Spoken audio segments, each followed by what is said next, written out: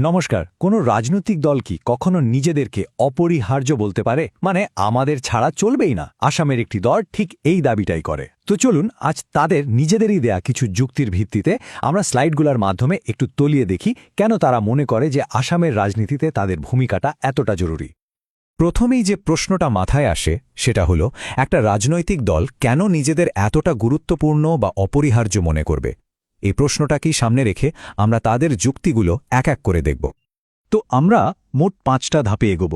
প্রথমে দেখব দলটা কেন তৈরি হয়েছিল, তারপর তারা অন্যদের ব্যর্থতা নিয়ে কি বলে, এরপর তাদের নিজেদের কাজের খতিয়ান, তাদের রাজনৈতিক সংস্কৃতি, আর সবশেষে তাদের সবচেয়ে বড় দাবি, কেন তারা একটা অপরিহার্য প্রেসার গ্রুপ। তাহলে শুরু করা যাক প্রথম পয়েন্ট দিয়ে, অধিকারহীনদের কণ্ঠস্বর। মানে ঠিক কোন প্রেক্ষাপটে আর কাদের জন্য এই দলটা তৈরি হলো, চলুন জেনে নিই। আচ্ছা, তো গল্পটা শুরু হচ্ছে 2005 সালে, যখন all India United Democratic front মানে AAUDF তৈরি হয়। তাদের লক্ষ্যটা কিন্তু শুরু থেকেই খুব পরিষ্কার ছিল। আসামের সেই সব মানুষ যারা বঞ্চিত, মার্জিনালাইজড, যাদের কথা কেউ শোনে না, তাদের আওয়াজ হয়ে ওঠা। আর আজও তারা নিজেদেরকে সেই উপেক্ষিত মানুষদের কণ্ঠস্বর হিসেবেই পরিচয় দেয়। ওকে, তো নিজেদের কথা বলার পর তারা এবার আঙুল তুলেছে অন্যদের দিকে। এই অংশে আমরা দেখব আসামের বড় রাজনৈতিক দলগুলোর ব্যর্থতা নিয়ে তাদের কি বক্তব্য। তাদের মূল অভিযোগ কিন্তু দুটো বড় দলের বিরুদ্ধে, কংগ্রেস আর বিজেপি।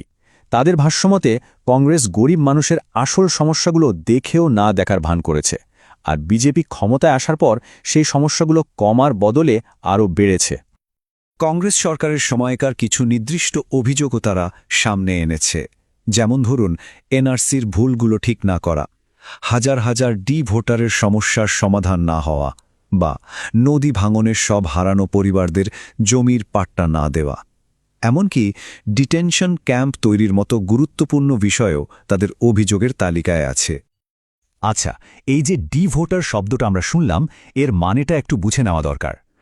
ভোটার মানে হল ডাউটফুল ভোটার বা সন্দেহভাজন ভোটার। আসামের এটা সেই সব মানুষদের বোঝায় যাদের নাগরিকত্ব নিয়ে সরকারি কর্তৃপক্ষের সন্দেহ আছে। বুঝতেই পারছেন, এটা খুবই জটিল আর সংবেদনশীল একটা বিষয়।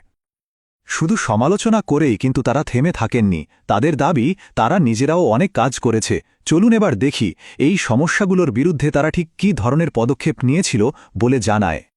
তাদের কাজের ধরনটা ছিল বলতে পারেন দুই দিক থেকে। একদিকে যেমন তাদের বিধায়করা বিধানসভার ভেতরে বিভিন্ন বিষয় নিয়ে সরব হয়েছেন, ঠিক তেমনি অন্যদিকে তারা রাস্তায় নেমে অন্যায় অবিচারের বিরুদ্ধে প্রতিবাদও সংগঠিত করেছেন।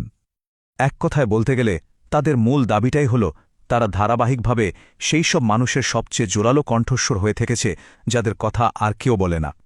তাদের মতে এই প্রতিরোধটাই তাদের আসল পরিচয়।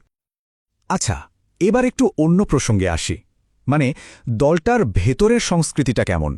তারা দাবি করে যে তাদের রাজনৈতিক সংস্কৃতি অন্যদের থেকে একদম আলাদা। কিভাবে? চলুন দেখি।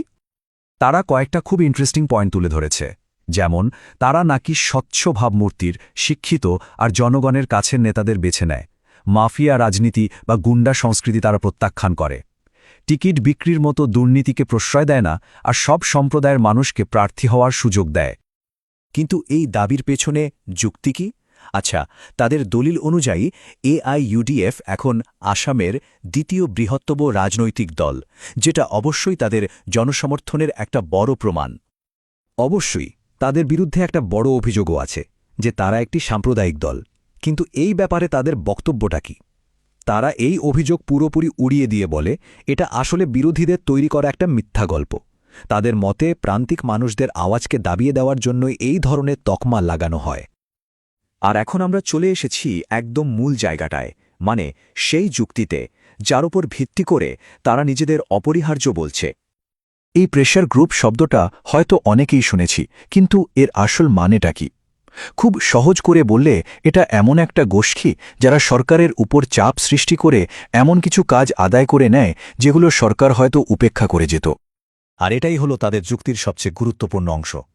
তাদের মতে কংগ্রেস হোক বা বিজেপি, কোনো দলই নিজে থেকে এনআরসি বা ভোটারের মতো জটিল সমস্যাগুলোর সমাধান করতে আগ্রহী নয়। সমাধান তখনই আসবে যখন বাইরে থেকে একটা জোরালো চাপ থাকবে, আর AIUDF নিজেদেরকে ঠিক সেই চাপের উৎস হিসেবেই দেখে।